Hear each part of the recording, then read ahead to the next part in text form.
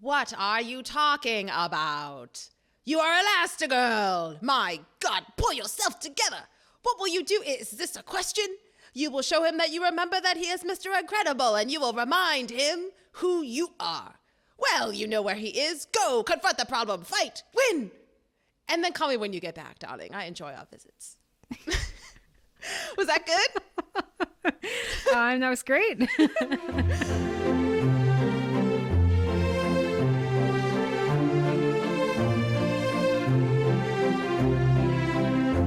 Welcome to Your Pick, a film podcast. I'm Tatum. And I'm Geneva. We are two friends who love movies and love sharing them with each other. Each week, we take turns picking a film that is close to our hearts and talk about why it moves us, to tears, to laughter, and everything in between. We celebrate the craft of filmmaking as well as the unique and personal ways we find meaning in the movies we watch.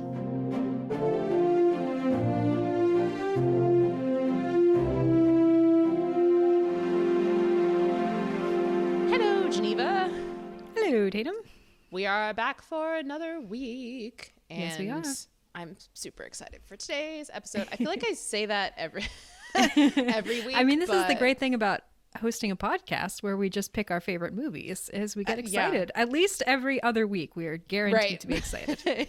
I mean, I feel like most of the movies, even when I haven't chosen them, I've been excited about for most of them. Yeah, same. But yeah. All right. Well, before we jump into our discussion for this week, do you want to share with us anything you've been watching? Sure. Not really very much because we actually recorded our last 3 days ago. Just a couple days ago. So look at us. We haven't watched an entire season of a show in 3 days. I think that deserves a round of applause. I love how you're like, I deserve congratulations. And I'm like, I'm so ashamed. What am I doing? How dare you live a life that's not watching things? Yes. I have too many interests outside of movies. I need to tone them down. So the only thing that I have watched between our last recording and now is I finally finished the miniseries Dope Sick, which I think I might have mentioned to you when I first started watching. It's definitely a series that's on the heavy side. One of those that I could only watch one episode a night. So it took me a while to get through, but it's really, really good. I do recommend it. It definitely sticks with you. It's infuriating and enlightening and, made me want to go out and read some more about, what is the history behind all of this and what is the current state of it now. So yeah, would recommend some really, really excellent acting performances as well, particularly from Michael Keaton, who's always great, but he gets this really dramatic role in this and he does a great job. So I need to watch more things with Michael Keaton in them. Whenever I watch something and he happens to be there, I'm like, oh wow, he's a really good actor. And then I never watch more of his performances. I should do that. But yes, Dope Sick is definitely on my list. For me, I have, so I finished out Documentary Now. The last 2 episodes, Documentary Now is it is such a gift. I feel like there's no other show that is like this on television right now. And it just makes me so happy. I just love shows that are just stupid and they know that they're stupid and they try to make them as stupid as like it's so dumb, but it's hilarious and I absolutely love it. So I finished up Documentary Now. What else? Fun fact about me, Geneva, I don't actually know if you know this, I love the television show Shark Tank. So I did not know that about you. Interesting. Yeah, I watched an episode of Shark Tank this weekend and I meant to mention there was something I watched a few weeks back, actually. So it's been a minute since I watched it, but I watched the A24/Netflix show Beef.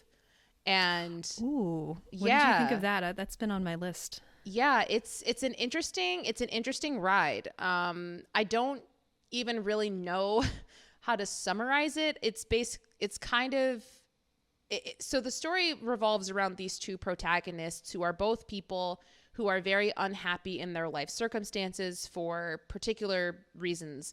And so the two of them happen to meet in a parking lot, and one of them cuts off the other, and it starts off this crazy relationship between the two of them. Their lives get very intertwined, and they try and get back at each other, and then they try and stay away from each other to create distance, and then things bring them back together, and chaos ensues, and a lot of unexpected turns. I enjoyed it. I will say the middle of it did kind of lose me a little bit. I feel like it kind of got caught up in the weeds of other minor storylines that weren't really that interesting, and it ended up making things a little bit confusing. But I would say the show starts out very strong and it also ends very strong. So I would recommend it if you want to watch a show about two people that are kind of just learning how to navigate the world with their own super messed up baggage, but then somehow trying to seek some sort of contentment with their existence in the world at the same time. I would say this is the show for you. If you don't like watching shows where there's a lot of terrible people and the protagonists are terrible people, wouldn't recommend it in that sense because they're not really redeemable in any way. But I would say it's worth watching. Just stick through the middle of it because it does come through at the end. Okay. Yeah, I've been curious about. I've heard really good things about it. My natural state is Netflix puts out so many shows that get buzz and then go away, and so I just kind of tend to ignore most of what Netflix points out and then hope that the really good ones will rise to this top and actually be still talked about a year or two later, and then I'll finally get around. Yeah. But this is one that what I'd heard from it actually made me want to see it sooner than that. So it's good to hear your recommendation. I mean, it's got Stephen Yeun in it. What more do you need? Stephen literally, Yeun what more do you need? Is one of my favorite. That is primarily the reason why I was thinking about watching it. He's a dream actor of mine. I would love to work with him. But yeah, so that is Beef, and then I think that's. I mean, it's only been 3 freaking days. So it's only been 3 days. And Beef I watched weeks ago, so I'm like, I haven't really watched much, but it's been 3 days and it was a weekend. So yeah. But anyway, so that's what we've been watching. But let's go ahead and move forward onto our film discussion. So today on the show, we will be discussing the 2004 Pixar film, The Incredibles, written and directed by Brad Bird. The film follows Robert Parr, a man who, along with the rest of the superheroes across the world, is forced to leave the limelight and retire from his life of fighting crime. 15 years later, Bob is an unhappy man working in insurance who has disconnected from his wife and 3 kids. When an opportunity to relive the glory days arises, Bob jumps at it. The decision winds up putting him in serious danger that requires his family to come rescue him. Once they're all together, they fully unleash their powers to save their city and their family. So this movie was released during a time where Pixar was still a relatively new name. So The Incredibles really solidified Pixar Animation Studios as a unique part of the film industry that was able to create animated movies that were equally meaningful and entertaining for kids and adults alike. That fact made The Incredibles a massive financial success as well as a critical success. It earned $632 million at the global box office and became the 4th highest grossing film of 2004. And just a fun fact, I actually didn't realize when rewatching this movie how old this movie actually was. I feel like it just came out yesterday, but that's not true. And so this film, because it came out in 2004, it actually was a monumental film for Pixar Animation Studios because it was their first film to be made up of an entire human cast, which required the studio to create new technologies in order to accommodate just a wide array of animation challenges like facial expressions and hair movements and, clothing and things like that. So so that's kind of our little overview before jumping into this. This movie is, I'm not going to get into my thoughts first, actually, because I'm going to ask Geneva. Geneva, what do you think about this movie? What's your relationship with it? Please tell us. I mean, like so many people my age, I saw this movie in theaters when it came out, loved it. It's a absolute all-time, just one of the greatest animated films ever made. And yeah, I just, oh man, thinking about the absolute hot streak that Pixar was on at the time, because this movie, I was just looking up the list Totally. of Pixar's releases, you know, Toy Story 2, Monsters Inc., Finding Nemo, The Incredibles, like that's an incredible run. Yep. You know, not even mentioning the films around them, which are also classics. I mean, Bug's Like Life is great. Toy Story 2 is great. Mhm. You know, I remember enjoying Cars, even though it got merchandised to death. still currently being merchandised. But there really is something special about this movie in particular. I mean, all Pixar movies, you know, we always say like the thing that's so special about them is the fact that they are enjoyable and meaningful to adults as well as they are to kids, and not in the like sort of cheap Shrek type humor where it's like throw in some dirty jokes that will go over kids' heads to keep the adults engaged. Like, I mean, no disrespect to people who like that. That's fine. It's not my thing. But Pixar manages to pack these really adult situations and themes and really relatable, you know, questions and human emotions into these things. And the older you get, the more depth reveals itself. I remember, you know, the core scene in this movie, to me, the thing that sticks with me most, not core in terms of like what the movie is trying to say, but the scene that is most moving to me is the scene where Helen and the kids are flying in this airplane toward the island, trying to rescue Bob. I guess not even realizing that he's in danger necessarily. And Bob is on the island. He's tied up. He's unable to do anything. And the bad guy, Syndrome, fires these missiles at the plane. And Helen is trying to get him, disengage, disengage, abort, abort, abort. And then she finally says, disengage, there are children aboard, there are children aboard. And I just remember, like, even as a kid, a chill went up my spine at that part. And still to this day, every time I hear it, there's some deeper level that goes to, that sort of, oh my gosh, this is opening up a completely different idea of, you know, it's like as a child starting to realize that the world is a bigger and more complex place. There's such a thing as really real good and real evil, and that there's just things that are so terrifying that you don't really know how to confront them. Somehow that always gets that little scene always gets at those ideas to me, something about it, because it's in the middle of a children's film and you don't necessarily expect it to be that intense, to go to that place.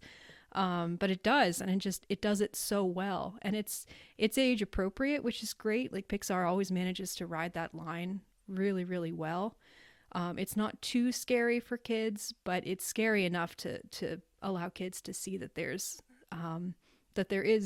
are scary things about the world. And yeah, I just yeah, it always brings tears to my eyes in a little bit. This movie really moves me emotionally. I think the story of the family, the way they all have their kind of disparate desires and anxieties, but they can find this really beautiful place of understanding and working together is really sweet. I think the villain is really interesting. I'm excited to talk about his motivations and kind of what the movie is saying about that, because I think there's been a lot of, you know, there's a lot to untangle there. But yeah, this movie is so good. It's so well done, and yeah, I'm really excited that you chose it. Well, I have to say, when I chose this movie, I was not really aware of how highly you revered it. And then when I looked at Letterboxd, I was like, Geneva rated this movie as 5 stars. So Geneva and I are on the same wavelength with this. So yeah, I agree with everything that you said. I'm actually going to have us go through our short ranking of Pixar films in a moment here, but this is my favorite Pixar film. And in my opinion, nothing comes even close to it. I think that this is the peak of Pixar films in terms of walking that line of appealing to adults and appealing for children, because I think, I mean, they always walk that line, right? But I think some of their movies do lean a little bit too heavily towards parents, or maybe a little bit heavier towards kids, like planes. Adults aren't gonna go watch freaking planes. Like, no, kids just want to look at planes flying. But I kind of forget that. I mean, that's kind of a post, Pixar starting to go downhill. Right. Pixar movie. I hardly even consider that to be part of the canon, but I guess it technically is. Yeah. Right. So just like given all of the films that Pixar's made, I really think that this is that perfect example of walking that line. And I too, while watching this movie, I actually got very emotional in several moments. That hasn't happened to me, I think, in the past watching this movie, but maybe that's because the last time I watched this movie, I was probably like 15 years old. And now I'm older and I have more of a like maternal view of children and also more of a family oriented mindset and understanding how complex families can be and how like there's a lot of dynamics there, but at the end of the day, you still love each other, even though you might hate each other at the same time. Like this movie just really hit hard for me. And I think that's because the last time I was watching this movie, I was a child and now I'm watching it and I'm an adult. So I experienced it in a different way. But yeah, I think this movie is incredible. Pun not intended, but I guess that's a pun. Hey there. But just to like kind of share a little bit about like the first time I saw this movie. So this movie is very special to me because it takes me back to a specific moment in my life, because I remember there was one point when I was in school and my dad, he would take me to the movie theater every single time I got onto the honor roll. And so this was either the first or the second time he took me to the theater to see a movie because of getting on the honor roll. And I just like, I don't know. I have so many pleasant memories of just going to the movie theater with my dad. And this is one of the first times we ever had that experience, just the two of us. And so every time I watch this movie, I literally have like a mental image of me and my dad sitting there. And I remember certain moments that he laughed at or like certain moments that... Aww. So yeah, this movie, it takes me back to a simpler time when like the biggest thing that mattered in my life was getting the honor roll.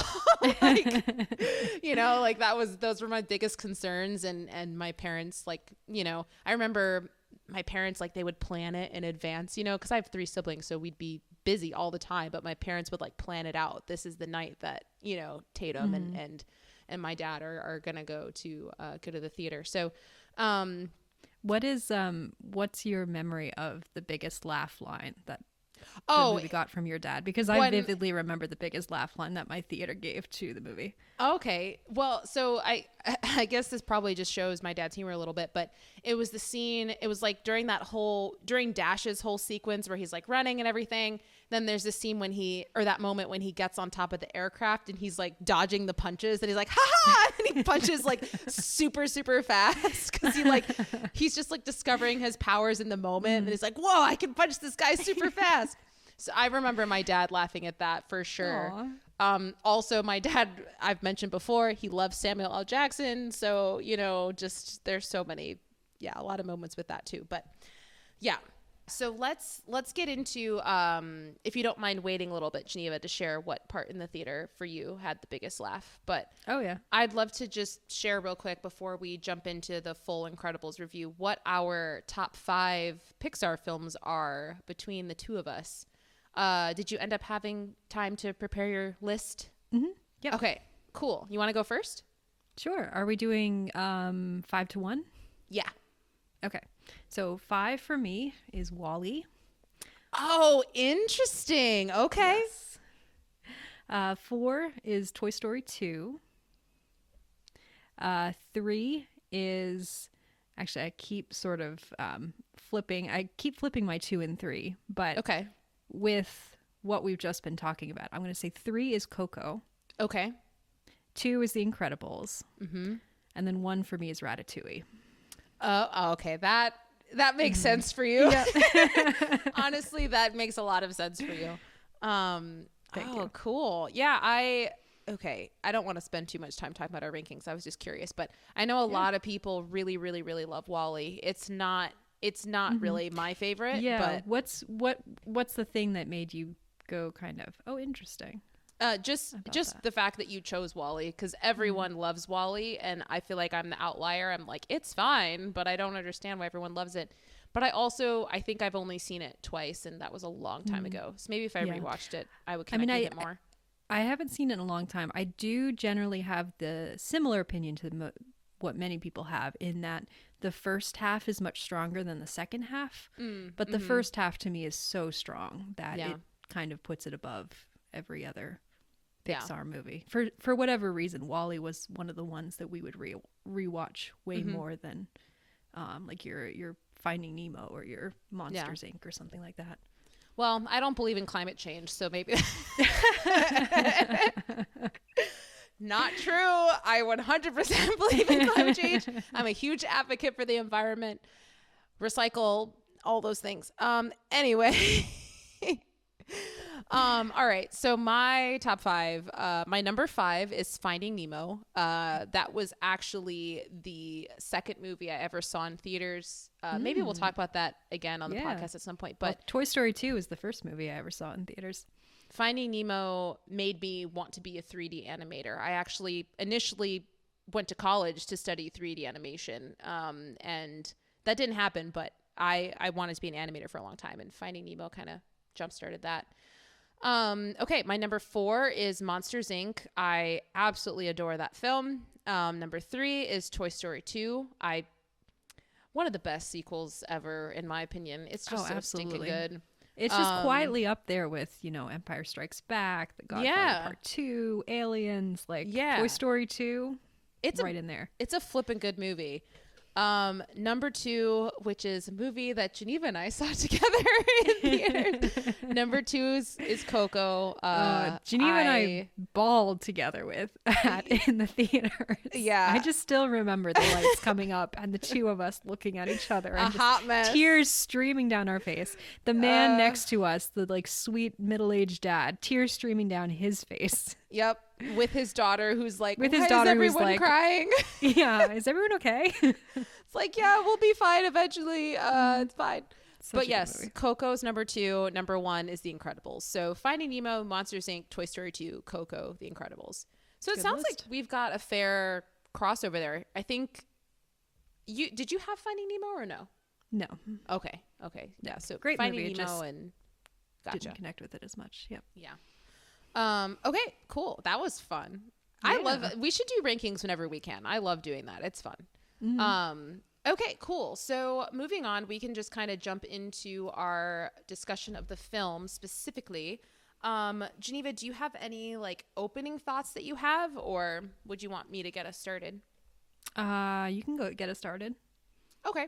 So I will just get started with my first note that I have in my notebook. What does it say about me that phones and notebooks are the same thing in my brain? Anyway, so the first thing I wrote down in my notebook was that I love the opening interviews to this movie. I feel like it just sets this really interesting tone of, I don't know, it makes this world feel real. I don't know why, but just the fact that it has history and newspapers and all of these things, it makes it feel like this isn't just an animated fictional world. It feels really real to me. And I just loved the humor in it. I love how these sequences where Mr. Incredible is like, sometimes I just wish the world would stay saved. And then he stands up to take his microphone off, and the interviewer is like, we're not done. I love the opening of just all those interviews. I think they're really great. And it does kind of confuse me a little bit sometimes in this opening sequence about the timeline of the movie, because the newspapers, the sounds of the microphones, the camera, I'm like, this looks like it was filmed in the 1940s, but then you say 15 years later and it's clearly the modern day. So I don't know what's happening here. Is it clearly the modern day? I mean, one of the things that I was really sort of appreciating anew as I was rewatching this movie is just the retro futuristic look to it, that the style that they use for all of the cars and the houses and the cool technology that Syndrome uses. It's all this sort of a 1950s or 60s idea of what the future is going to look like. It's not the actual future. people they're not really using cell phones. They have a computer though. Like, yeah, they have a little bit insurance here and there, but computer. it's this really nice amalgam of all these sort of aesthetics and technologies from different ages. And so the world to me feels really consistent in a really satisfying way. And I think the opening sequence does such a great job of setting that up, the sort of post-war, Cold War. You know, we're not quite sure when this takes place, but it's definitely of a piece of your, you know, Superman in the 1930s, and also your you know, Buck Rogers in the 21st century, or you know, whatever comics were coming out in the 50s. And you know, the idea of Tomorrowland, which of course Brad Bird directed a movie called Tomorrowland based on that idea. You know, just all that sort of 50s, 60s, 40s, 50s, 60s idea of the future. It's so classy, it's so stylish, and it looks great. Yeah, I find that to be an interesting perspective, because in my brain it's definitely modern day, but I don't think that actually matters to the film what time period it's in. But I think that I find that to be an interesting perspective. But yeah, so I guess just moving forward a little bit, I don't know. I feel like for me watching this movie this time around, I almost feel like this movie is about Bob and Helen's marriage, and everything else just kind of revolves around it, because we see from the very beginning this whole, like, I'm sorry, but like foreplay dynamic of the two of them being like, you need to be more flexible. Are you doing anything They're so later? flirty. Like, It's really cute. and so I just love how it sets up their relationship from the very beginning, of kind of seeing how they're a good match and how playful they are. And you can get this idea of why they fell in love with each other. And then it jump cuts to this, you know, honestly, you know, seemingly more, not more realistic, but just like, I could see a marriage getting to a place like this 15 years later, when, you know, this huge thing that they bonded over has been taken away and they can't be a part of it anymore. And now they have kids and they're tied down and blah, blah, blah. And then, you know, the whole, at least my opinion, the whole movie kind of revolves around their arc and how they start together and then they gradually separate. But, you know, Helen wants to trust him, even though he keeps going on all of these, like, you know, conferences and doesn't know where he is. And then when Edna starts hinting at him not being where he says, she's like, but I trust him. I can't. And then they come together at the end. And especially that whole moment that you kind of mentioned before of him thinking that she's dead, and then he realizes she's not, and he's like, you keep trying to pick a fight, but I'm still happy you're alive. You know. And then at the very end they have that sequence when they're driving on the expressway. It's like, no, don't take 7th. You asked me how to get there and I told you. But yeah, I don't know if you have a similar perspective, but I feel like for me this time around, it really does just feel like a movie that is ultimately about their marriage, and everything else is just around it. And I think that it's hinted at, because we have that scene where Violet's like, Mom and Dad's lives could be in jeopardy, or worse, their marriage. Dash is like, what are you talking He's about? like, their marriage? So I don't know. I just found that to be really meaningful, and I connected with it a lot on this rewatch. Yeah, I think they do such a wonderful job of developing Bob and Helen, both as characters individually, but Totally. really exploring the way that they interact with each other. And that way, they do such a good job, which is not easy to do, I think, of making it really believable that these two people have known each other for over 15 years, that they've been married to each other for 15 years, known each other for a lot longer than that. They are each other's best friends. They also get on each other's nerves a lot. They're very different people. You know, they bring very different things to this marriage, and sometimes those things cause conflicts. But they can kind of flip the switch between, you know, really arguing with each other, yelling at each other because, you know, they can't see the other person's viewpoint, to all of a sudden being united with each other, being flirty with each other. You know, just there's just all these different shades and dynamics in the way that they relate to each other. But it all makes sense. You know, it's all very believable and very human. And yeah, I think this movie is just, it's about family in general, you know, like, so the marriage is so core to it. And I think just their individual and as a unit, their relationships to the idea of family is so important. You know, so much of this movie is about Bob coming to terms with the fact that he's no longer the sort of solo man off on his own superhero that he used to be, and he has to get used to the fact that he is now exists as part of a larger unit, and that's okay, and he has to let himself be vulnerable and let them help him and be there for them when they need him, you know. And it's just go ahead.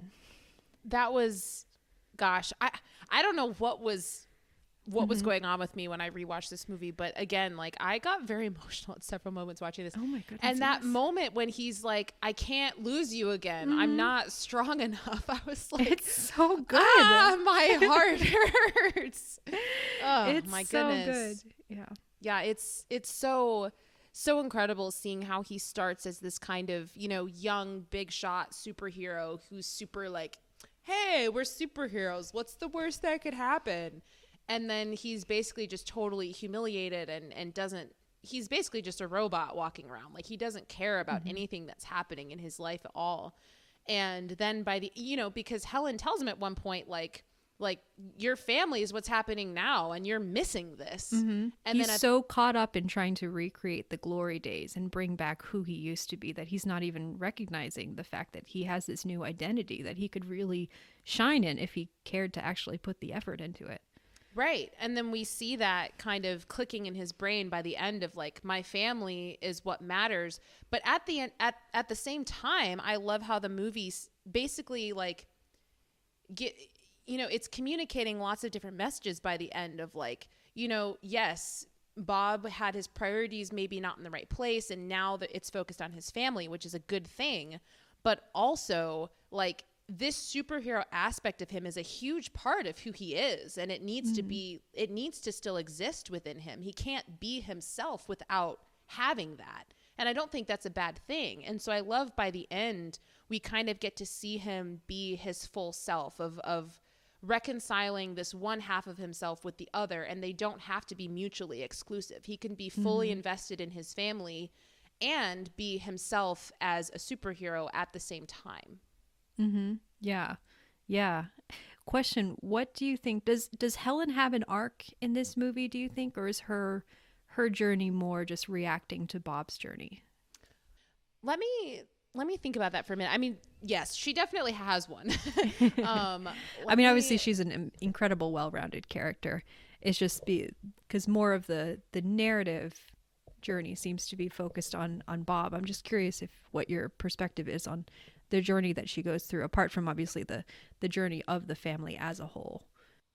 Yeah, I mean, I think there's definitely something there of, I think both her and Bob have this sense of, a part of us has died, but they're dealing with it in different ways. I think that Bob obviously has like spiraled into this pit of depression, which honestly, who wouldn't if they were working in insurance for that type of person sitting in that office? Like, I would be really upset as well.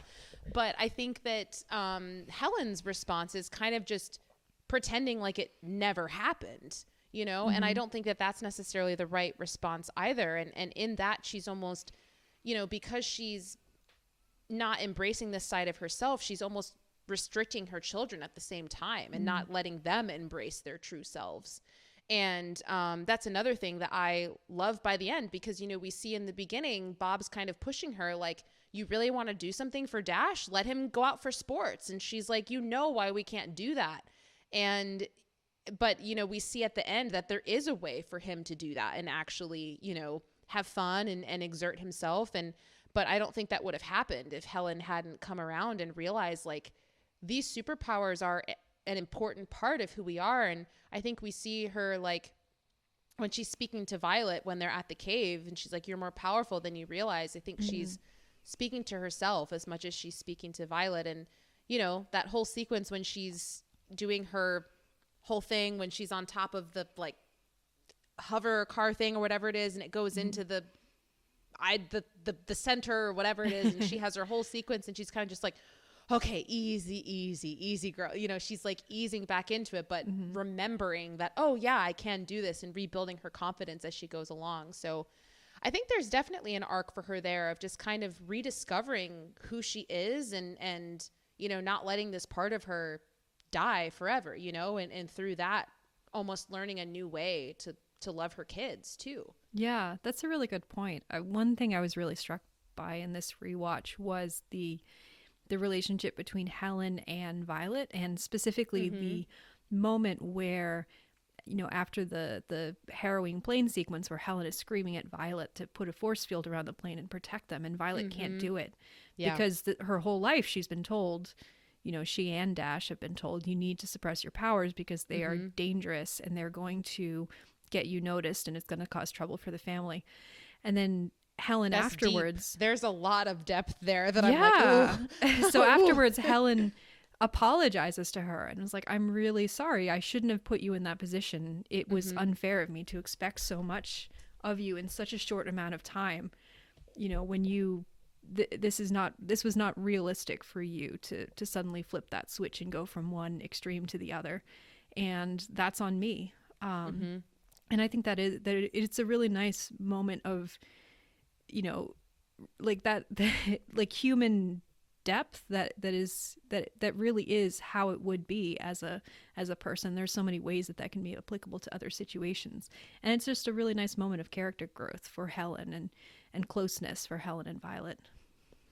Yeah, I love that point. Even you just verbalizing, you know, her communicating that to Violet and her kids, I'm like, oh my gosh, there's something relatable for me there in terms of like being a kid and I don't know. I think that I mean, I'm going to keep circling back to this, but this movie really is, it's just so mind-blowing to me that this film can be so deep and so meaningful and be so relevant for adults while also being so much fun for kids. Because I mean, I was a kid, but also being like young enough for children to understand, but not talking down to them but also not speaking in such a simple way that adults are like, all right, this is basic. It's really just fascinating to me how they're able to do that, because for me as a kid, a lot of these concepts I did understand watching this, of like, oh, you know,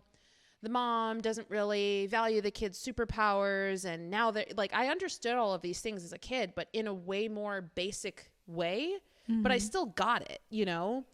And I also still just had so much fun. But now that I'm older, I'm like, I really am seeing so much depth and reality and just honesty to this script. And it really blows my mind how this film is able to so perfectly just appeal to everyone. Like, this could be, it's like, it's equally a film for adults and equally a film for children. At like 100% in both directions. And I don't know how that's possible. It's so special. And, you know, shout out to Brad Bird. He hasn't written and directed like a large amount of things, but this one in particular, I don't know. I think it just really stands out among his other projects. Yeah, he is so talented. I really hope that he gets to do more things in the near future. Yeah, I mean, we talked about it a few, I guess, months ago at this point, but he directed both of our like favorite Mission Impossible movie, which is, I think we both agreed, Ghost Protocol, right? Yeah. Yeah, yep. He freaking directed that movie, which like you can kind of see how the same guy who directed The Incredibles also directed Mission Impossible Ghost Protocol. But yeah, I think that was, I mean, you can correct me if I'm wrong, I think that was the first live action movie that he directed too. That was his switch. I think Tomorrowland was before. I thought Tomorrowland was his the movie he was able to make off the back of the success of Ghost Protocol. Am I wrong about this?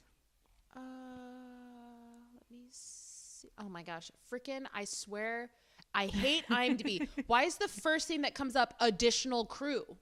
I don't know.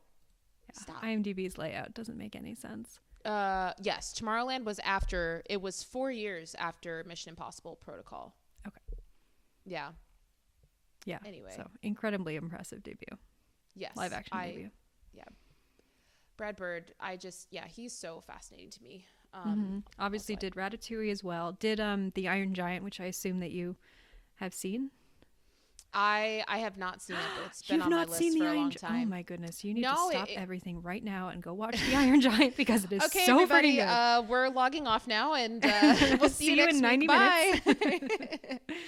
Yeah, it's been on my list for a really long time. It was just one of those things where when I was a kid, my parents never put it on. And so ever since I've been older, I've been meaning to watch it, but it just hasn't happened. But I know a lot of people love it. Yeah, it's so underrated. It was not very successful when it first came out, so it's kind of a cult classic in a certain way.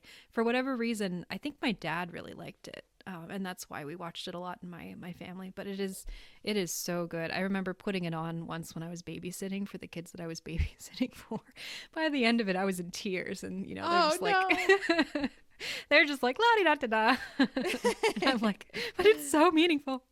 So Anyway. does that movie also kind of walk that line of adult versus kids movie? Oh, absolutely. Yeah. Okay. Yeah, very much so. Can we? Yeah, it's not a Pixar movie, but you could see a lot of the Pixar spirit in it. Yeah. Can we just talk about a few? Here's one thing I'm going to say, and then I actually want us to dive into just talking about some of our favorite sequences from this movie, because there's so many just sequences that I'm like, oh, this one's really good, but that one's really good, but that one's really good. But just talking about things being relatable, one of the lines in this movie that made me laugh so hard this time around was when Bob was talking with Helen, and she's like, I can't believe you won't go to your son's graduation. She's like, it's not a graduation. He's moving from the 4th grade to the 5th grade. It's a ceremony. It's psychotic. They keep inventing all these new ways. And I think that's so funny because on the one hand, yes, it is psychotic, but also my niece is graduating from kindergarten next weekend and I have to buy like a $10 ticket. I'm like, this is the most incredible thing ever. She's graduating from kindergarten. And I just thought that was so funny because I feel like there's definitely the people that exist that are like, this is psychotic. And then there's the people that are like, yeah, but we know them and therefore we care. But I thought that was so funny. Oh my gosh, that's so funny. Not to mention just the writing in that argument is so realistic. Like that feels like a real couple argument. Yeah. I'm like, have I had that argument with my spouse? Oh wait, I'm not married. It's just it sounds like it's written by someone who's been through some sort of, relationship kind of argument before, which many people have. But anyway, okay, so can we just talk about some of our favorite sequences? I don't know if you think about the movie in that sort of way, but I do. So sure. Would that work for you? I don't want to Yeah, that's fine. Yeah, you want to go first? Sure. I'm just going to kind of go through it chronologically, I guess, but I love the family dinner scene because the concept of like because this family, they're having a normal family argument, but because they're superheroes, it just becomes something totally different. And I like the idea of like, for them, this is totally normal. Like, of course, Dash is going to run really fast around the table and Violet's going to throw force fields to block him. And they're all going to try and control each other. And then Bob, who like does not care at all, but he's being begged to jump into the situation. He's like, I guess I'll just lift the table. Like, is this good enough for you? I love that sequence. I think it's really well written. And I love, again, this movie for me really does feel like it exists in the real world. And so watching that, I'm like, this feels like actual superheroes in the real world getting into an argument. Like, it doesn't feel like a joke that was written for the movie of like, ha ha, wink, wink, superhero family having a fight. Like, no, it actually feels completely real to me. And I love that sequence. And I love how it ends with Lucius ringing the doorbell and they're like, oh, everybody sit down. Yeah. Well, the doorbell rings. They're not quite sure yet who it is. And they all instantly snap back and look as if they're normal. Yep. Which is very funny. Yeah. Ice of you to drop by. Ha! Never heard that one before. Just a little moment of where Dash spits the water and then Lucius freezes it and catches it, and Dash is like, "Oh, I like it when it shatters." And that's just a little moment that shows you that they do this all the time. And he doesn't always catch it. Yeah, these powers are just so normal to them, and they have their own routines, and sometimes they vary them. Yeah, I love that whole sequence and how it escalates. How it starts with like the family's just eating dinner. They're talking about their day, and then they start talking about the principal's office, and then he's cutting the plate, and then he leaves, and it's so good. It's he's like, great. First, I got to pay to fix the car, and I got to pay to fix the table, and then Helen's like, what happened to the car?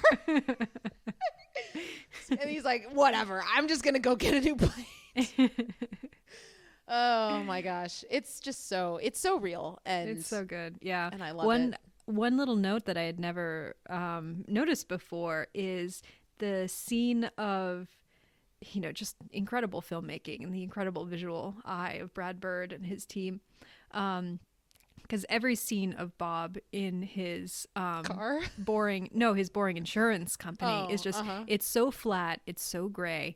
And then the scene where he gets called into his boss's office, there are these wonderful little cutaways where you can see this focus on one little detail in particular, like his boss like twiddling his thumbs, or someone, closing a door. His little sausage fingers. His little sausage fingers, tapping the foot on the floor. And it perfectly puts you into the headspace of Bob, who's kind of like, his anxiety and anger is growing, and he's just fixating on these tiny little details as he's getting more and more, worked up.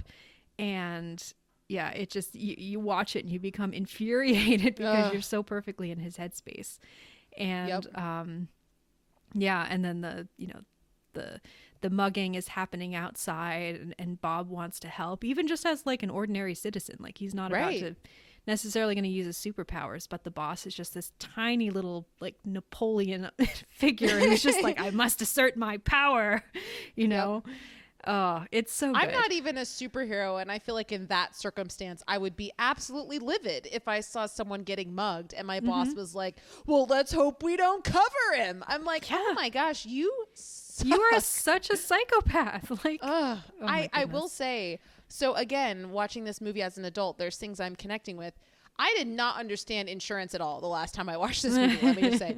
Now watching this, I'm like, I'm pretty sure, I mean, I can't, I have no facts to defend this, but I'm like, I feel like 80% of people that work in insurance have that type of attitude. And I'm like, that's awful of him just being like, because Bob asked him, he goes, aren't we supposed to help? Or, yeah, he's like, aren't we supposed to be helping people? And there's something that he asked specifically, and he's like, the law requires that I answer no. And then he goes, we're supposed to help people. We're supposed to help our people, starting with our stockholders. Like, who's helping them out? I'm like, guarantee you your stockholders have plenty of money already.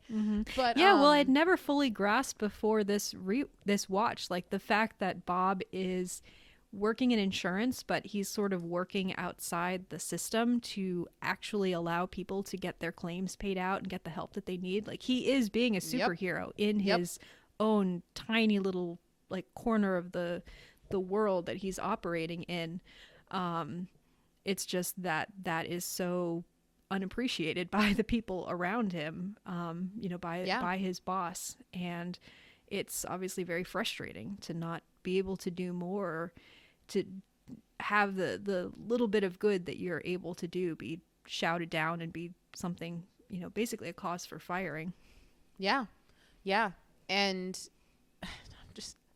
just picturing his little fingers. It only works if all the little cogs mesh together. I also love when he first starts that sentence and Bob totally knows where he's going. He's like, a company is, and then he goes, is like an enormous clock. Yes, precisely. So again, just talking about how this movie just feels very real to me, and it doesn't feel like a cartoon. It feels like it's happening in this world.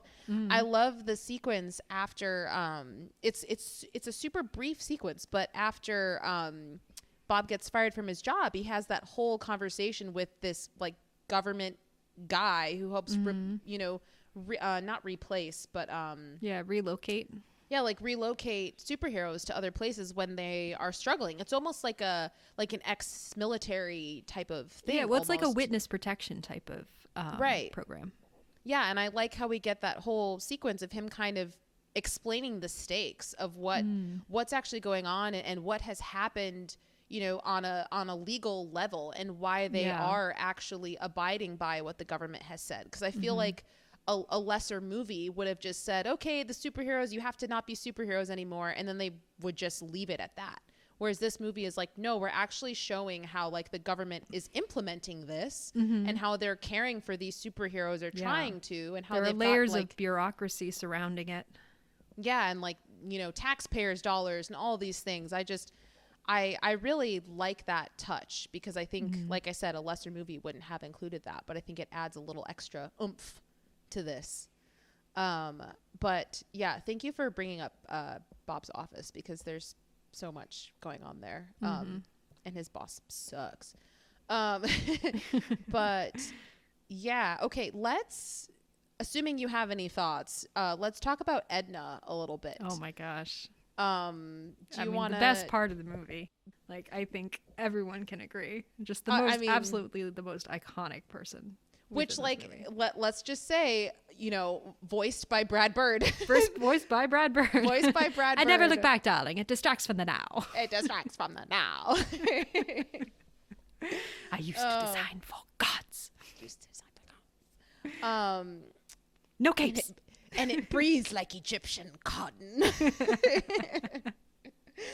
Oh my goodness. But yeah, I don't know. Is there anything? I mean, I feel like we could just quote her lines, but I don't know if there's anything specific that you want to say about her. I just wanted to make a special mention. Yeah, I mean, she's great. She's so great. Great idea for a character. I was really like, this is such a good idea for a character. You know, like, yeah, the idea of not just following superheroes and what they're doing after they're supposedly, you know, meant to be leaving superhero life and living in the real world, but what happens following at least one of the people who like worked with superheroes, who was not super themselves but was in that world and was like really essential to them. Like, what's she up to? You know, she used to be designing all of these incredible super suits, and now she's got nothing better to do than apparently carry out an extremely, you know, lucrative and successful fashion design business, but she doesn't with no make capes. Her happy.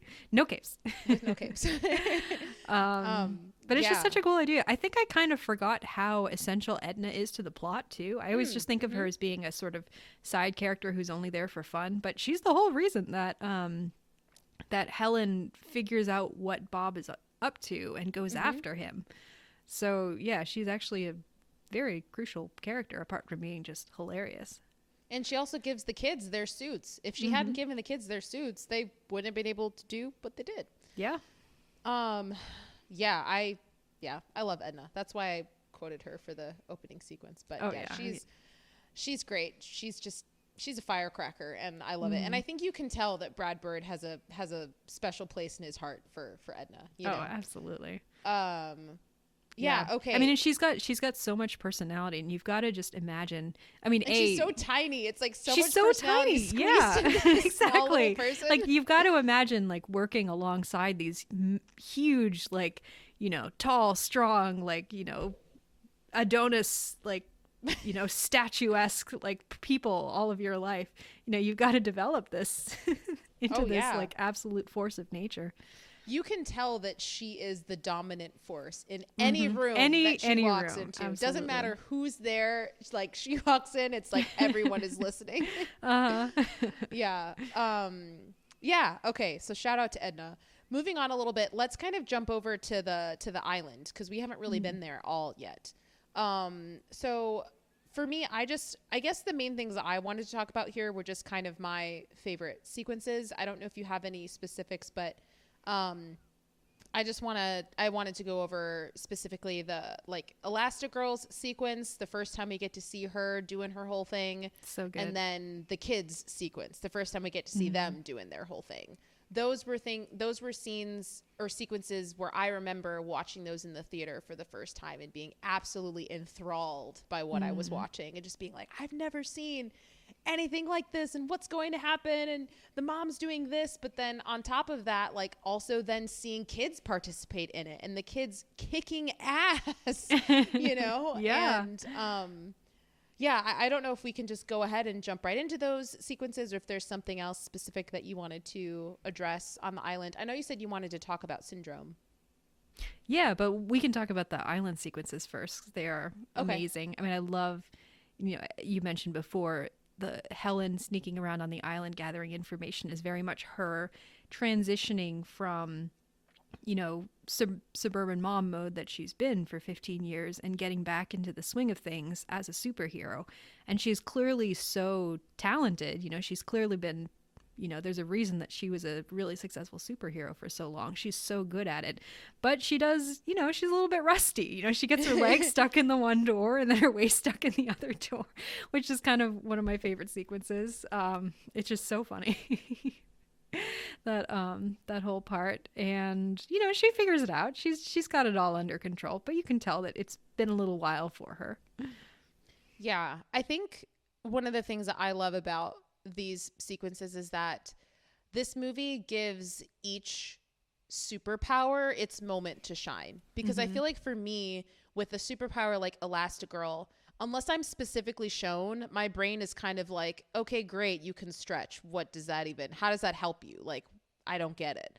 But seeing this whole sequence, I'm like, oh, this is a legitimately super awesome superpower that is effective. Yeah, they're very thoughtful about the ways that the different superpowers, what the capabilities are, and how they would interact then when they're fighting together in the same scene. Exactly. Yeah, and I think it's just this beautiful like web that they're weaving. If we get to see each of their powers, like I said, kind of have their moment individually. So that way when they all come together, it makes this beautiful picture of, wow, they are so powerful on their own. But when they come together, it's like this well-oiled machine, and it's kind of just instinctive, you know? It's like they're perfect puzzle pieces that come together, and it makes this awesome thing. And, you know, I love specifically in kind of the sequence where the siblings get to kind of do their thing, because, you know, I don't know. I just love how this movie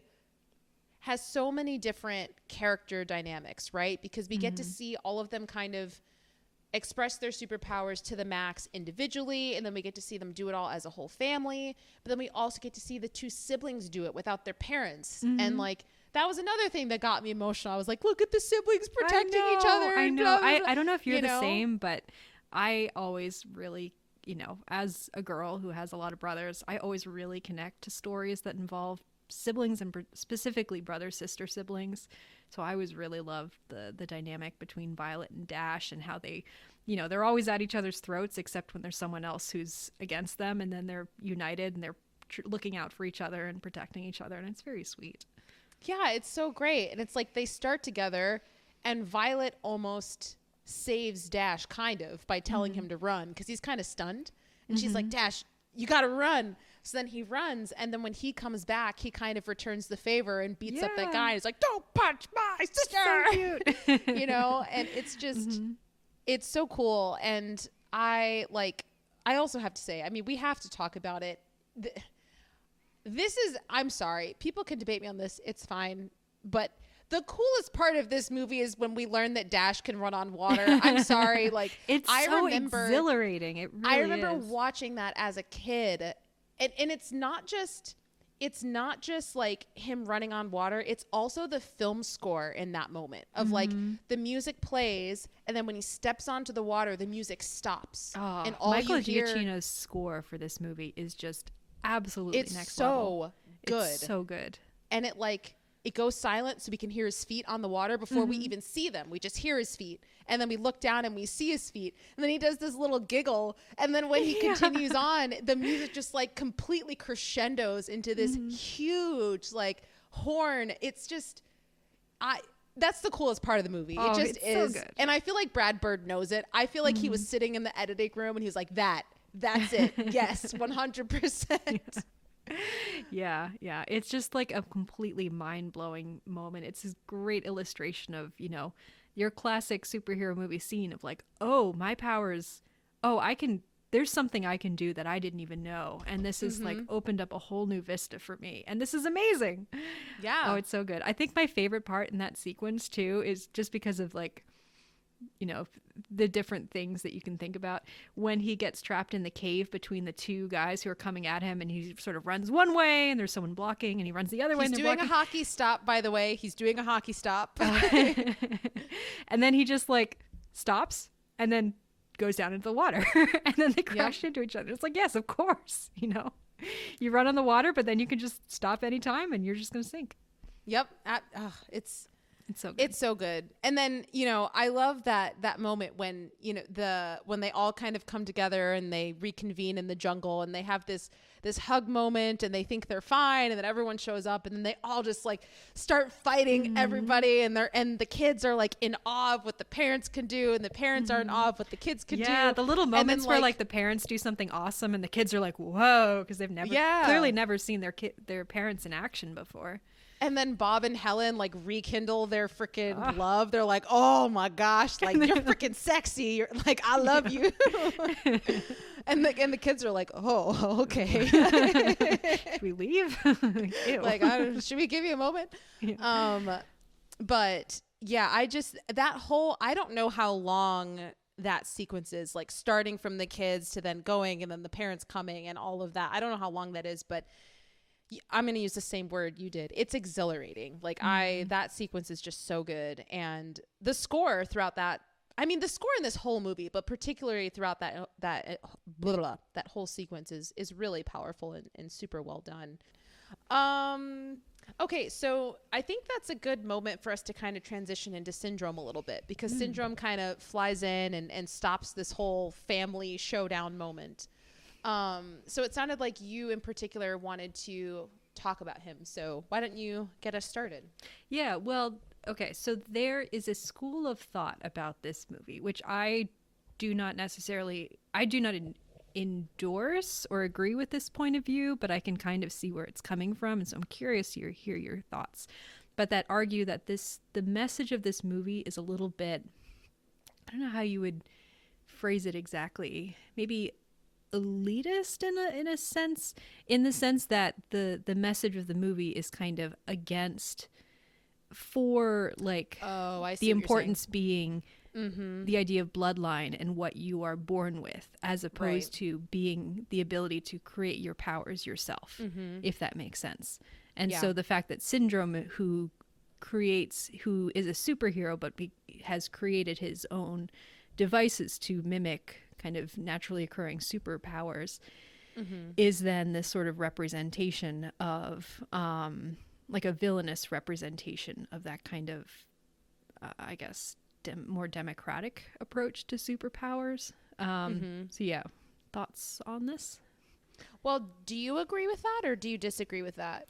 I think I understand where it's coming from, but I think that's an oversimplistic view of what the movie is saying, because I think the movie's focus is more on the idea of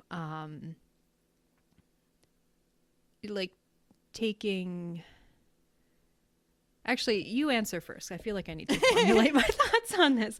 I'm not as good as you are at verbally processing my thoughts. Well, I was just going to say that, like, for me, I'm going to have to externally process this in the moment, because I honestly haven't thought about this.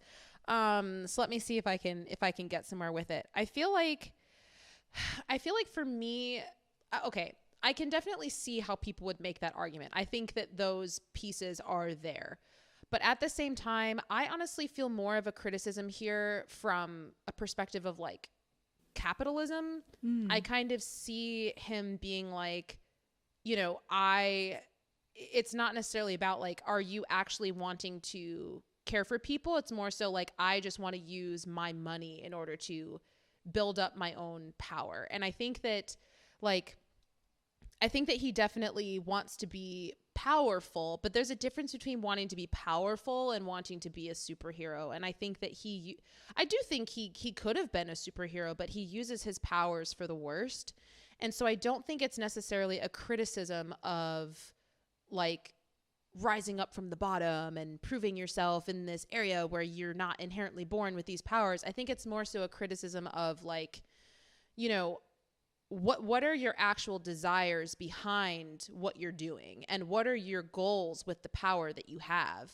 And his goals are not, in my opinion, like I don't want to say they're not good goals. That sounds really like childish the way that I say it, but they're not admirable goals. He's merely just wanting to kind of push his own interests and gain more power for himself, because he says like, But, you know, there could be a Robin Hood sense of like, when everyone's super, no one will be.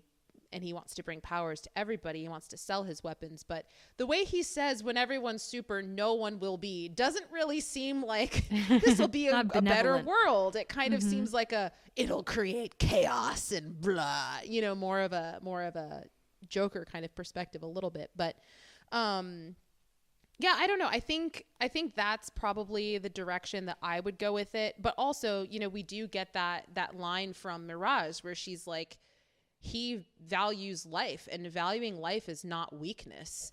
And you know, I think that's a very good point of like, you know, he doesn't value life the way that others do. And so I don't know.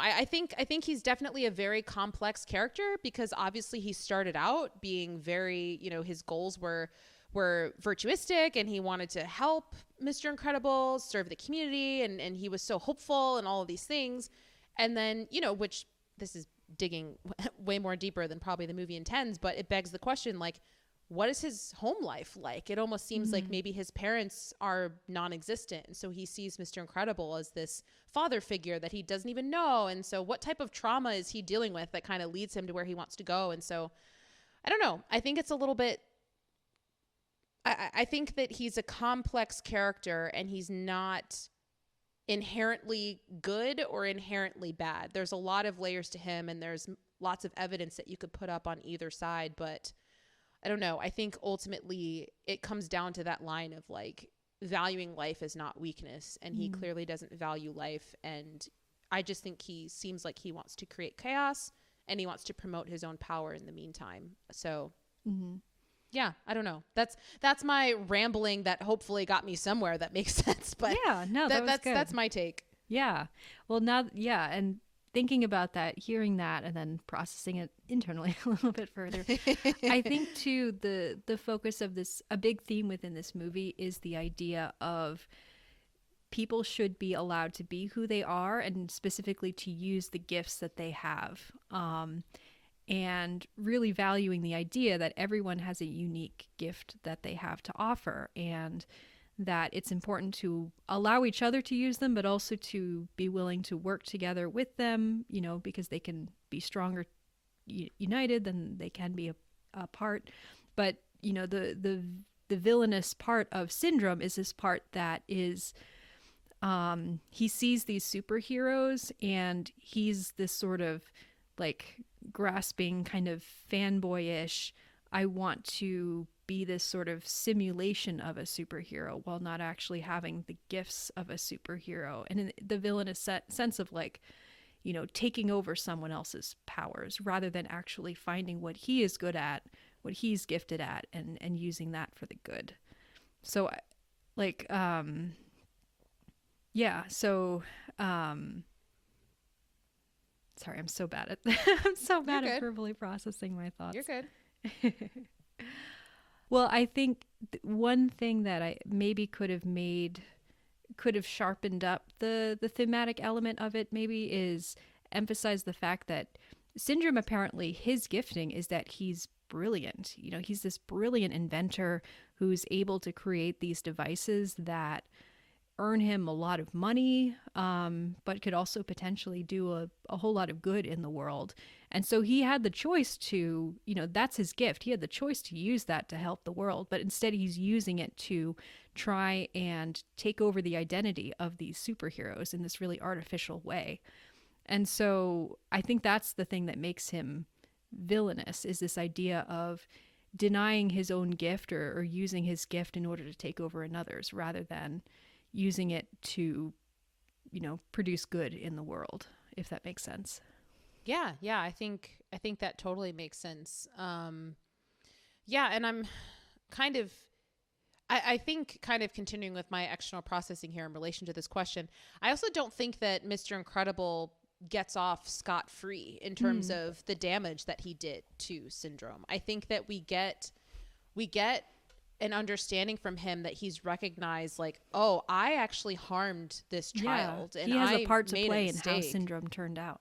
Yeah, like it's not something where the movie ends and it's like Mr. Incredible did nothing wrong and Syndrome was bad from the beginning. Like I think we see moments where where Mr. Incredible is like, oh my gosh, your buddy. And, you know, he says like, I was wrong to treat you that way. I'm sorry. And, you know, maybe he was making that up in the moment, but I do think that part of that is genuine. And he does start to see that, especially as he connects more with his kids and his kids coming onto the island. Like I don't know. I think he just starts to really recognize like, you know, I made a mistake and almost in a way I contributed to creating this monster, you know, and, you know, maybe that's just me creating a storyline that I want to see that doesn't actually exist. But I do feel like I said before, this movie doesn't communicate that like Mr. Incredible is entirely in the right and that Syndrome is entirely in the wrong. And I think that that's one of the beautiful things about it, because all of the characters in this movie are very well rounded and there's complexity to them. And I think that makes us invested in their journey. And I love that. So many of the best villains have at their core some thing that's understandable or relatable to them. You know, you can see why the villain thinks they're right, even if they obviously aren't. And Syndrome fits that. Totally. Yeah. What else? I mean, there's just there's so much. What are your thoughts on Mirage? My thoughts on Mirage are that I'm very grateful that we no longer live in an age where we're animating women to look that thin. Like, I'm sorry. I think that it's one of those things that like is kind of unconsciously harmful. And I'm glad that women are not animated to look like that anymore. But beyond that, I don't really know. I mean, I think she's interesting, but I don't really think about her all that much because I don't think she is the most interesting out of all the characters. I think a lot more about everyone else that she kind of falls to the wayside. I mean, I think if I were to really meditate on it, like there's an interesting concept there of like, why did she fall in with Syndrome in the first place? It seems like maybe they have some kind of romantic relationship or have had it in the past. And, you know, her kind of waking up to not wanting to be that person who she once was and wanting to move forward. You know, there's stuff there. Yeah. But at the same time, I'm like, I'm not entirely interested in you, but that's okay. Yeah. She's well enough done. I think she's sort of a more James Bond-ish element in the story. You know, it's the kind of archetype that you see, you know, it's in the original Christopher Reeve Superman. I think it's in some James Bond films, but the villain's girlfriend who over the course of the story comes to realize that the villain is wrong and the hero is right and ends up betraying the villain. Like it's a pretty common archetype and it's well done. Say please. I like the sort of like Helen has this moment of jealousy, but Bob is just like, nope, I'm so glad to see you. Yep. This lady, who cares about this lady? Like, you're my wife. I love you. Yep. Very sweet. Yep. You keep trying to pick a fight, but I'm just happy you're alive. Yeah, I also do have to say that I don't know why Mirage just made me think of this, but I do think the sequence of Mr. Incredible seeing the Kronos in the rocks is a little bit, I'm like, why is Kronos written in the rocks? That just doesn't make sense. And it happens to be the password. Like, I don't. Wait, why doesn't it make sense? He just happens to fall into a cave that happens to have the words Kronos written into the rocks. It just seems like a very unlikely coincidence to me. Oh, well, I mean, the coincidence is him finding Gazerbeam's body. Gazerbeam is the reason that Kronos is written there. Because Gazerbeam's power is that he like shoots lasers out of his eyes, basically. So Gazerbeam apparently at some point in the past stumbled across the codename Kronos, or the password Kronos, was, I guess, maybe mortally wounded, but managed to hide away and write that on the wall before he died. I never got that. I love that. It all makes sense. I literally thought it was a coincidence. Like, he just looked at Gazerbeam and he was like, oh, what happens if I look this way? And then he's like, oh, there's words there. That's fine. And then it happens to be the password. I was like, that is highly unlikely. Gazerbeam, unspoken hero in this movie. I was like, oh, Syndrome just like placed him there right in front of the crone. Like, that just doesn't make sense. Anyway, thank you for revealing that to me. Things you notice after watching this movie, like, you know, dozens of times as a kid. Yeah. Okay, let's talk about Lucius a little bit. I mean, I don't know how much there is to talk about here, but he's just great. He's so great. He's so great. Literally Samuel L. Jackson as an animated superhero that could freeze things. Like, I think this movie was. Oh no, because I saw Jurassic Park first. So this movie was not my introduction to Samuel L. Jackson, but yeah, definitely an early iconic Samuel L. Jackson role for me. And of course, in the theater, the moment that I remember being the biggest hit with the theatrical audience was the whole "Honey, where's my super suit?" What? I'm your wife. I'm the biggest. What is what it? do you need to know? I am the greatest good you're ever gonna see. Yeah, I actually one of the quotes that was in the running for the opening of this podcast episode was that sequence, but also I love the fight that he and Mr. Incredible have in the building, and he's he's like, I thought you could use the water in the air. There is no water in this air. I wanted to go bowling. What's your excuse? You ran out of muscle? Like, I love their little I wanted to go bowling. It's really great. I love good. their argument. And well, It just again, makes with me like smile. how good this movie is at establishing like long-standing relationships, Absolutely. you also get the sense that the two of them have been friends forever, have worked together forever, and just they have this really easy banter that is it's that so conversation about monologuing in the car, like it's completely out of context. We don't really know what we're talking about, but at it the same sets up time, later. it feels like we're entering into like an actual conversation. We're just coming into the end of it, and these two guys, like, they just sit around shooting the breeze and laughing at each other. You know, it just, I love it. And it, like you said, it establishes that they've been friends for a really long time, you know? Yeah. It is really incredible. I mean, you're not a big fan of superhero movies in general, but as someone who is much more of a fan of superhero movies, it's so incredible how this movie... hold on. Can I just say, it's not that I'm not a fan of superhero movies. It's that I don't like what they've done to the film industry in the last 10 to 15 years. There's lots of superhero movies that I've seen that I genuinely enjoy. It's just the ridiculous industry that has been created in the last 15 years. So that's what I dislike. Not superhero movies in general. As someone who was a fan of Marvel movies prior to the most recent phase, which has gone way downhill. But it is really incredible how early in the superhero renaissance this movie was made. This movie was made 4 years before Iron Man and The Dark Knight reinvigorated the superhero, but... When was Spider-Man released? 2002. So this is okay, gotcha. Post X-Men, post Blade, post Spider-Man, but before the Marvel Cinematic Universe gets off the ground. But I feel like this movie is just so... It's just so fundamental to the superhero genre in so many ways. Just the whole running joke about the idea of villains monologuing is like something you almost might see in a Marvel movie where they would use it as this really ironic, self-deprecating thing. But this was done way before Marvel movies. Yeah.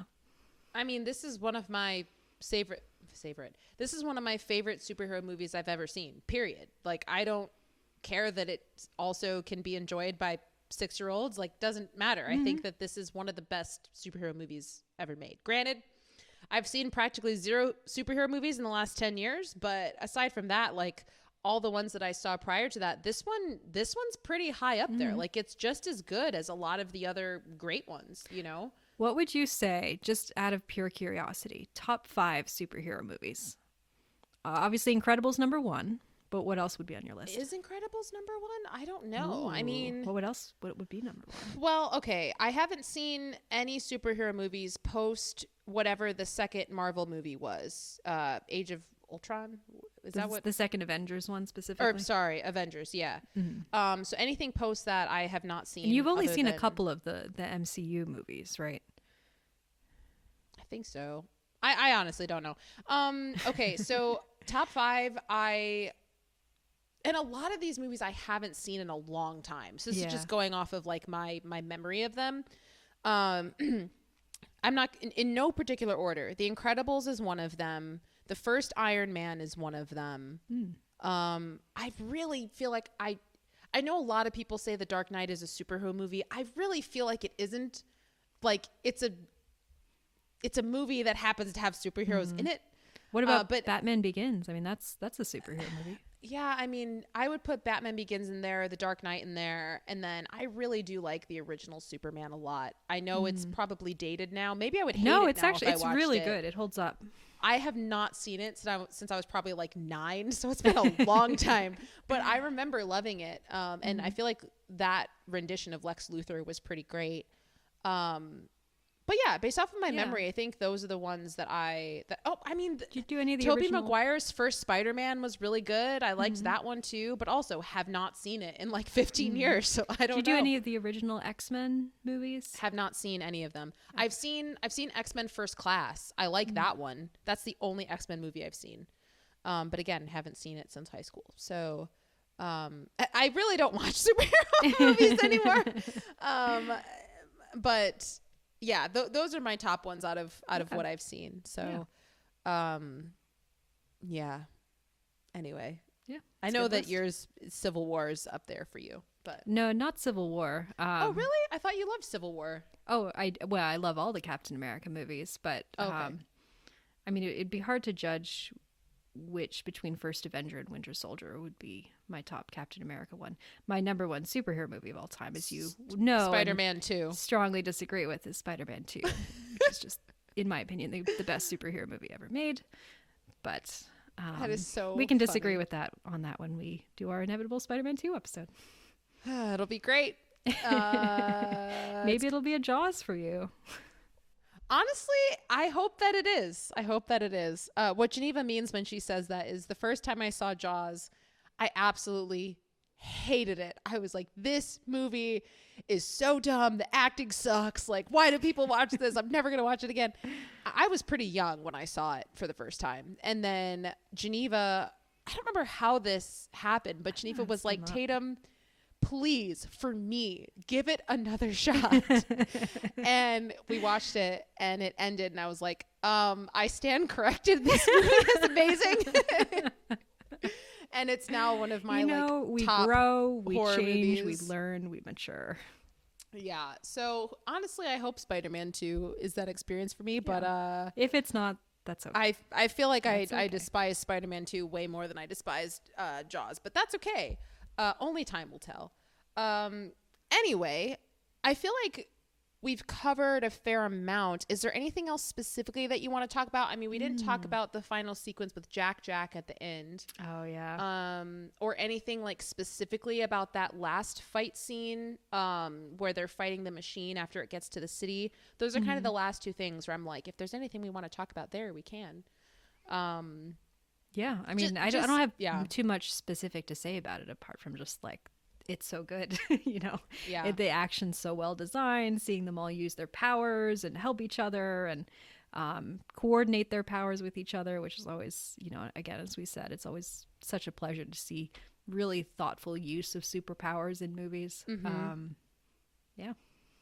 And again, like, I don't know what mood I was in when watching this movie, but like there were several moments in this final fighting sequence where I got emotional because we have that sequence where Mr. Incredible is like gonna go off and do his thing and then Helen's like, no, I'm gonna come too, and then he's like, I can't lose you, I'm not strong enough, and then if we work together, blah, blah, blah. So then he goes and does his thing, and then she tells the kids, she's like, you guys stay here, I'm gonna go do my thing. And then the kids are like, no, we're gonna jump in. And then Jack is like, or not Jack, Dash is like, throw it. And then Mr. Incredible's like, go along. And then when he starts running, Helen like looks after him like, no, my child, like, getting involved in this violent thing. And then like when the machine starts to come down on Violet and Dash, and Helen thinks that it's gonna crush them, she's like, no. And then Mr. Incredible goes underneath and pushes it up. And then towards the end, when they really team up, and he's like, and she's like, first button, got it. And it's like this whole uniting sequence. And then Lucius is like, look out, because he's trying to slow it. I'm like, teamwork and high stakes and family, blah. I mean, even just like the first button, got it. Like how she so quickly understands what he's going to do, and she can like calculate all the vectors in her head. Like again, you get the sense of these two people that have such a long history and have done this for so many years. Like these are these were their professions for It's like decades. Lucius does the ice, and then Helen does the brain thing. Yeah, and so then they're Mr. all just Incredible does the snapping back muscle into thing. And they so trust each other, and they know how each other will react to things physically and how to account for that. Like it's so good. Well, you know what I say to that, Geneva? You know what? That's the way to do it. That just like the old school. No school like the old school. Ah. This guy's always reminded me of Statler and Waldorf. I absolutely love that little, it's like such a brief little thing of humor at the end, but it's great. Also, the fact that Syndrome dies by his cape. Like, of course, you know, it's classic pretty dark. setup, payoff, like just great writing. You know, it's pretty dark, but at the same time quite funny. And then we end on the kid going like, that was totally wicked. Yeah. You know, this is a dark movie, I've got to say. I remember this being and maybe my memory is wrong, but I feel like this was the first PG Pixar movie, which I mean, like, PG's not, you know, in the grand scheme of things, a big deal, but you know, when you're a young child and you're watching Geneva, Pixar movies and you're slowly growing so up. different than mine. Oh gosh, That's a little more it. intense. I was of an age that, you know, that didn't really matter, but you know, I had younger siblings, and so there was those questions of like, is this too violent for, you know, a child who's kinder or like preschool age, that sort of thing. Right. Yeah, totally. Oh, and I almost forgot. This was one final thing that I wanted to talk about. I absolutely love one of the final scenes when Dash is in the track meet and the family's like, no, speed up. They're like, slow down. Wait, no, second place, make it close. Go for second place. And then there's this shot of the dad, like a dad next to them, and he's like, what the? It's like, what is going on? He's so confused. But I love that little like last moment of humor that they have. Also, sorry, this is the final point. Things keep coming to my head. I always find it hilarious how in superhero movies there's this classic trope of like, if you do this one thing, your identity is concealed. And I'm like, putting these little black masks on around the eyes do not at all like make us not know who you are. Especially the fact that they seem to work throughout the movie, like it's just a consistent thing that they actually do work to conceal the identities. It's like this doesn't work. Like Superman's glasses don't work. These are Clark Kent's glasses, whatever. Like their masks in this movie don't work.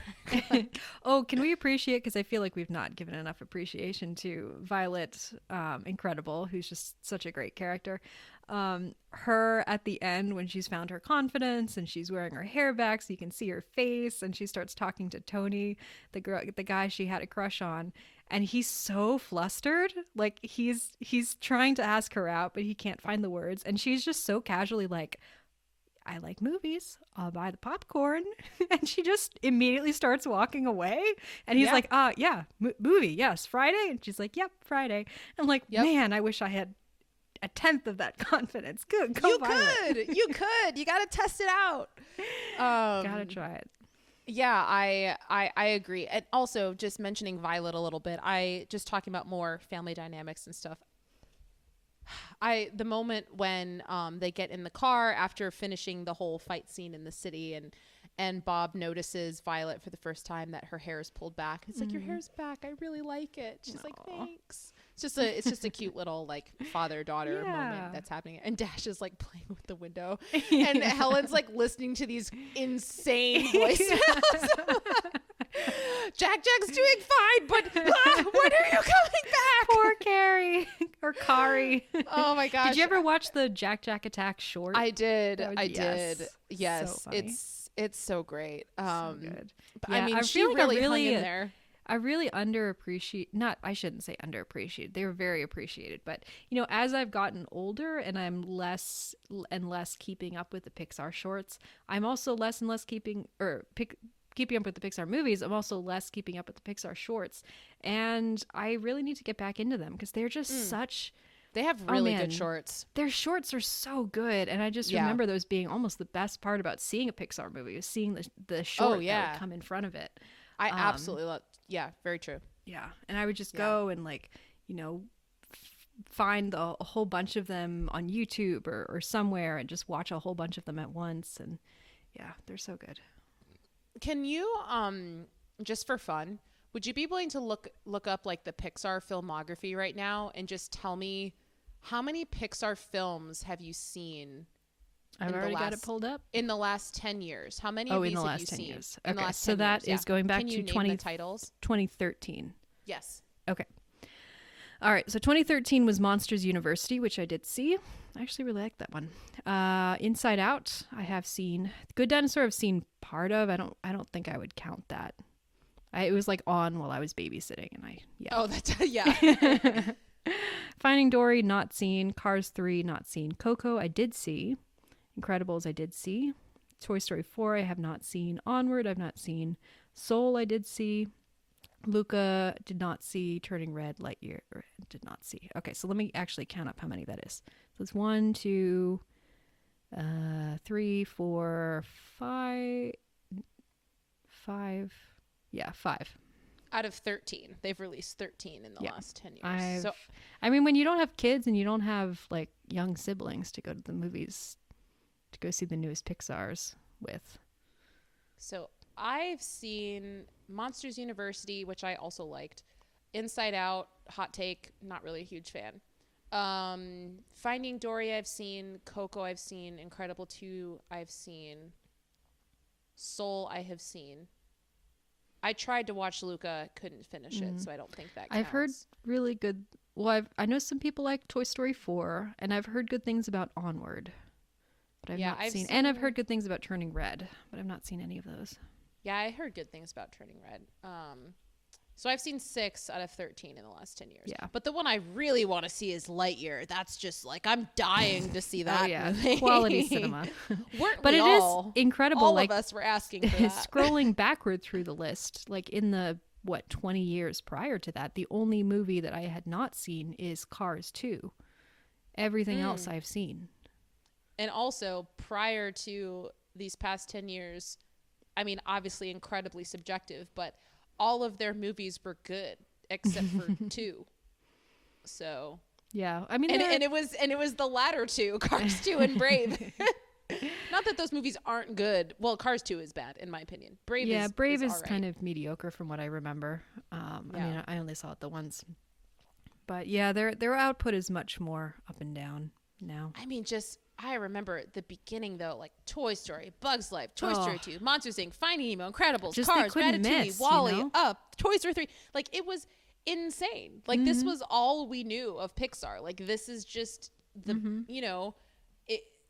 just this incredible powerhouse that everyone expected such great things, and then I don't all good things must come really to a slow petering out. I hope that they'll have a resurgence, but they're going to have to kick the nostalgia thing if they're going to.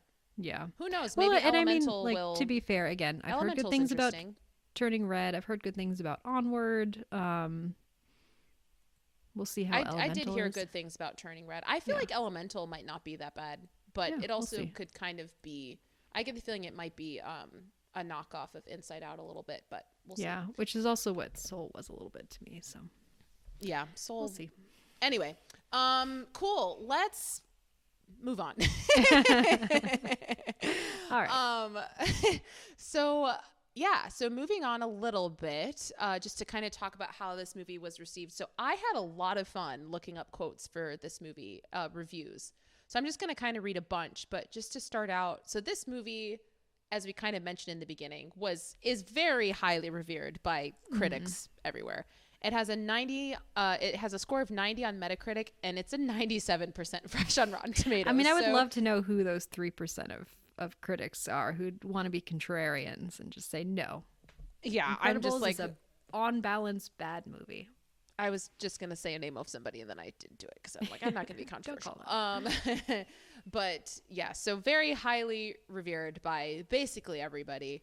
So this movie was nominated for 4 Oscars, of which it won 2. So it was nominated for Best Original Screenplay and Best Achievement in Sound Mixing, which it did not win, but it did win Best Sound Editing and Best Animated Feature Film. So definitely deserved both of those. I would have loved to have seen a nomination for original score, but that's just my own personal opinion. Absolutely. I mean, I'm curious what was nominated for Best Picture this year, because the Oscars have always been pretty stingy with nominating animated films, particularly before they moved to 10. Right. Yeah. Because I think it was 7 at this point. Okay. Yeah. Yeah. Because they moved to 10 the year that Toy Story 3 came out. I remember that. At least I'm pretty sure that's when it was. Yeah. Anyway, so moving on to some critic reviews. So I pulled up one quote from Jennifer Frey at the Washington Post, and she said, "As always, Pixar excels with its animation, but what makes this family film even more appealing is the smartness of the script, which is clearly written end to end to appeal to adults as well as children." So kind of confirming everything we've already said.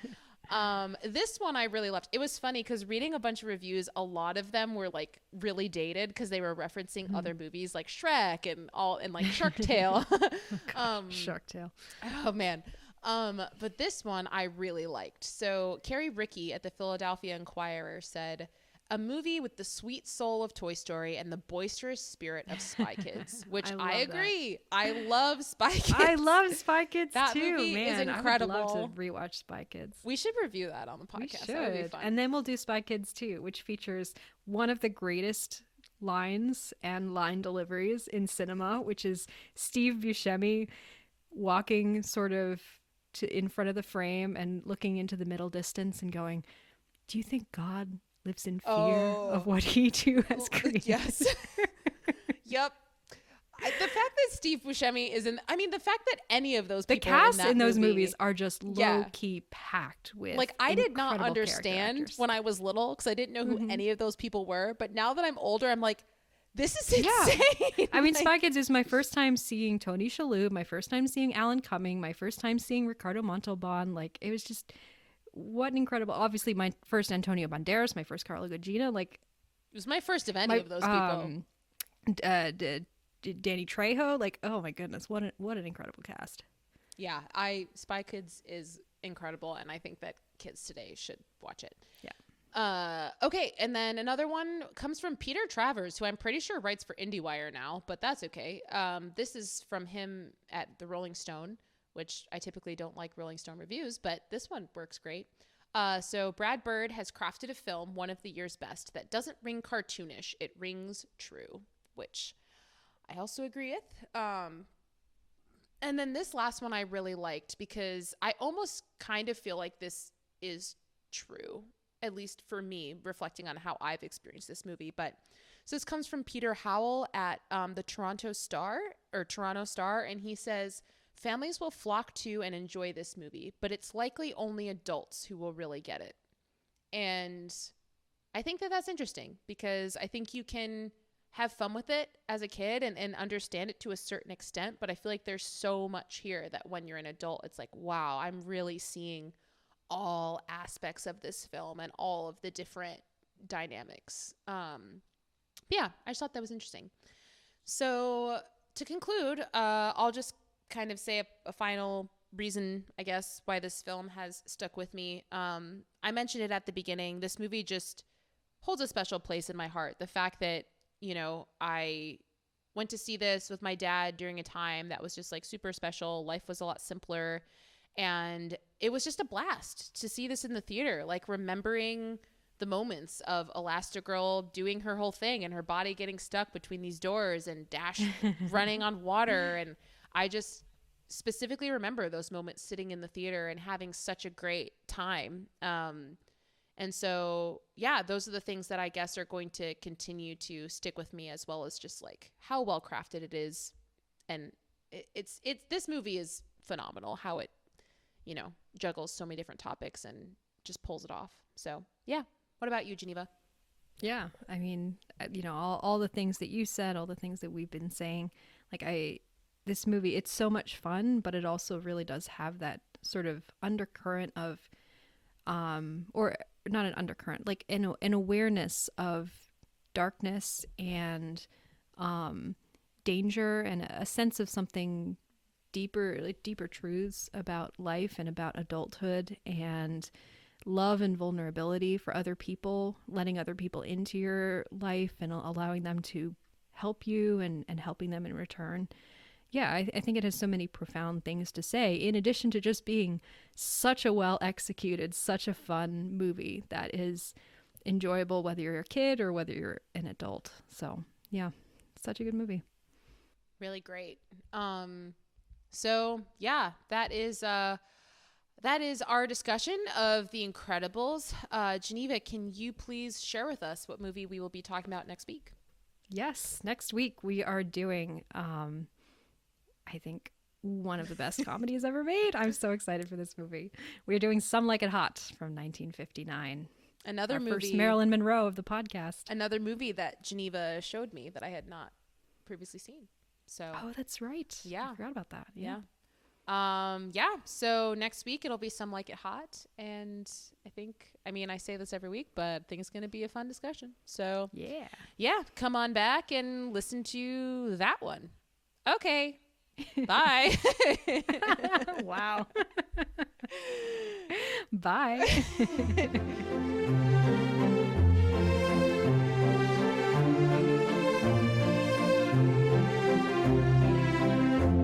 Thanks for listening. If you want to get in touch with us, you can email us at yourpickpod@gmail.com. Our theme song was composed by Joel Rushton, and our podcast graphic was designed by Kara Shin. If you like the show and want to hear more, please rate and subscribe on your favorite podcast platform. We're excited to have you on this journey with us. Until next time.